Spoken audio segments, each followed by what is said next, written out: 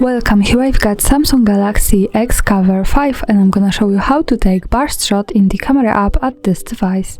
Let's start by tapping on the camera button to open it, and for now we are on standard photo mode. From here let's go to the left corner. When we pick this button, we can open the advanced camera settings. Now let's focus on pictures category. At the first position here we have swipe shutter button 2, so let's pick it and now we can decide to take burst shot or create GIF. Let's stay on the burst shot, and now when we go back to the camera and slide down the shutter button, we can take series of pictures in a really fast way, so our burst shot.